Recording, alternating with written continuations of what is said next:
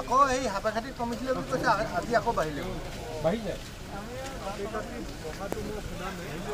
আজি এতিয়া আকৌ বাঢ়িছে বুলিও শুনিছিলোঁ হাবাঘাটি বাঢ়িছে মানে লংডিং চাইডৰ পৰা কালি এইফালে বৰষুণ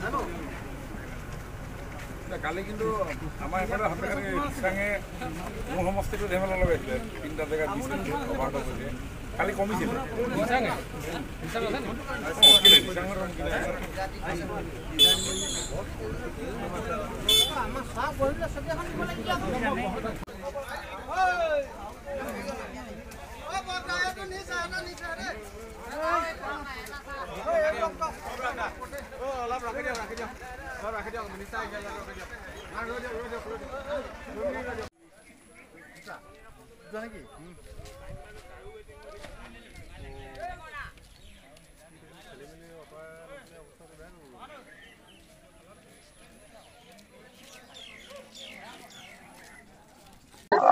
যোৱা 4 দিনৰ পৰা শিৱসাগৰত যিসকল লোক বানত আক্ৰান্ত হৈছে তেখেতসকলক সাহায্য প্ৰদান কৰা অভিযান চলি আছে। কেইবাটাও ঠাইত ৰিলিফ কেম্প স্থাপন হৈছে, তাতো বহু লোক আছে আৰু বহু লোক পানীত আক্ৰান্ত হৈছে কিন্তু ৰিলিফ কেম্পত নাই। তেখেতসকলকো খাদ্য সামগ্ৰী আমি প্ৰদান কৰি আছো। যোৱা পৰহি তাৰ আগদিনা, যোৱা কালি, আজিও বিভিন্ন স্থানলৈ গৈ প্ৰথম অৱস্থাত আমি 3 দিন তেওঁলোকক সাহায্য দিয়া হৈছিল। এতিয়া 2 দিনকৈ খাদ্য সামগ্ৰী প্ৰদান কৰা হৈছে। অৱশ্যে ভাল কথা যে ফ্লাড লেভেল ইতিমধ্যে কমিবলৈ আৰম্ভ কৰিছে। ব্ৰহ্মপুত্ৰৰ জলস্তৰ নিম্নগামী হোৱাৰ পৰিপ্ৰেক্ষিতত শিৱসাগৰ অঞ্চলৰ মুখ্য যিকেইখন নৈ আছে, দিখৌ, দিচাং, দিৰৈ, দৰিকা, এই নৈসমূহৰো জলস্তৰ লাহে লাহে খালি খুব স্পীডত কমা নাই, লাহে লাহে কমাৰ কাৰণে জনসাধাৰণে যে 4 দিন 5 দিনৰ আগত যি সমস্যাৰ সন্মুখীন হ'ব লগা হৈছিল এতিয়া লাহে লাহে উপশম ঘটিছে। আৰু এই গোটেই কামখিনি আমি খুব তৎপৰতাৰে সকলোৱে ৰাইজৰ লগত মিলি আমি কৰি আছো। চৰকাৰে আমাৰ ডিপাৰ্টমেণ্টসমূহ সকলো বিষয়ববীয়া নিজ নিজ অঞ্চলত ৰাইজক সহায় কৰিবৰ কাৰণে উদ্ধাৰ অভিযানত জড়িত হৈ আছে।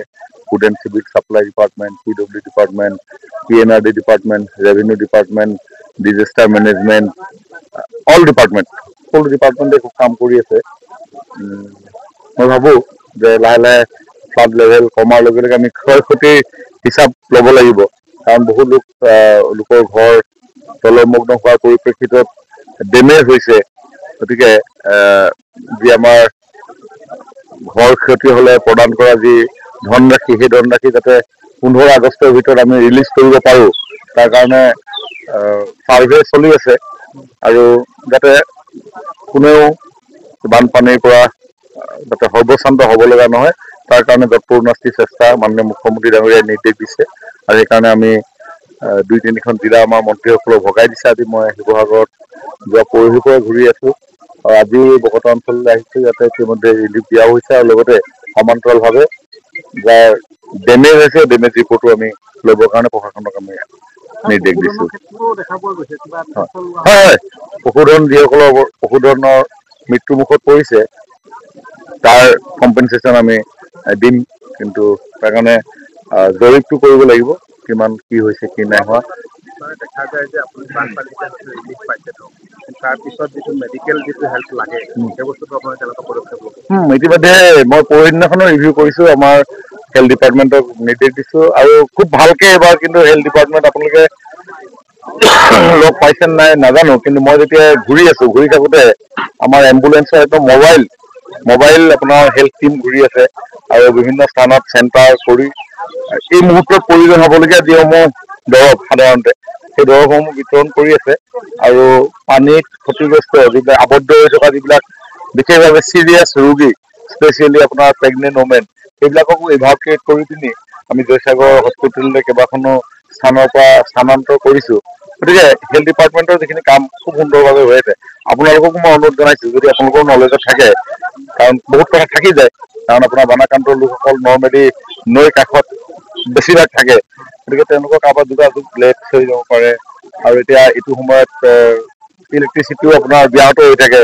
আজিকালি কানেক্টিভিটিৰ কাৰণে মোবাইল চাৰ্জিঙৰ পৰা আৰম্ভ কৰি বিভিন্ন সমস্যা থাকে। এই ইনফৰমেশ্যন পালে মই ভাবোঁ আপোনালোকে যদি জনাই দিয়ে তৎমুহূৰ্তত এনি টাইম ৰেডি আছে, কণ্ট্ৰল ৰুম ৰেডি আছে। কণ্ট্ৰল ৰুমত ফোন কৰাৰ লগে লগে কনচাৰ্ণ ডিপাৰ্টমেণ্টবিলাকলৈ ফৰৱাৰ্ড কৰা যায় আৰু তেতিয়া যথেষ্ট সহায় হৈ যায়।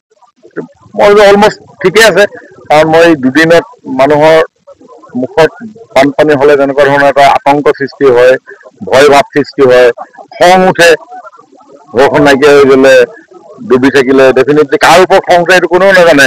কিন্তু খংটো জাৰিবলৈ হ'লে নৰ্মেলিটো প্ৰশাসন চৰকাৰ এইবিলাককে কোৱা যায়। আমাৰ হাততো সকলোবিলাকতো উপায় নাথাকে। তথাপিও সেই সময়ত কিন্তু মই এই 2-4 দিন যেতিয়া ঘূৰিছোঁ দেখিছোঁ ৰাইজৰ মনত তেনেকুৱা ধৰণৰ কোনো অসন্তুষ্টি ভাৱ দেখা নাই। গতিকে মই ভাবোঁ যে ছিষ্টেমটো ভাল হোৱাৰ কাৰণে হয়তো এইটো হৈছে। এতিয়া তেওঁলোকেও বুজি পাইছে যে এইটো প্ৰকৃতিকটো আৰু কোনেও কণ্ট্ৰল কৰিব নোৱাৰে না। গতিকে সেইকাৰণে এতিয়া আমাৰ কাম হ'ল যে ৰাজ্যৰ কাৰণে পোষ্ট ফ্লাড যিখিনি সমস্যা উদ্ভৱ হ'ব, বিশেষকৈ বেমাৰ আজাৰ বস্তুবিলাকৰ প্ৰতি আমাৰ দায়বদ্ধতা নিশ্চয় আছে আৰু ডিপাৰ্টমেণ্টে খুব ভালকৈ কৰি আছে। পৰৱৰ্তী কাৰ্যসূচী কি লৈছে আপোনালোকে? আৰুতো বিভিন্ন জেগাতো এনেকৈ ধৰণৰ আমি শুনা পাইছোঁ, দেখা পাইছোঁ। এতিয়া বিশেষকৈ লাকুৱা মানে শিৱসাগৰ জিলাৰ প্ৰত্যেকটো চুক কোণ এঘৰ মানুহো যদি তাতে ফ্লাড এফেক্ট হৈছে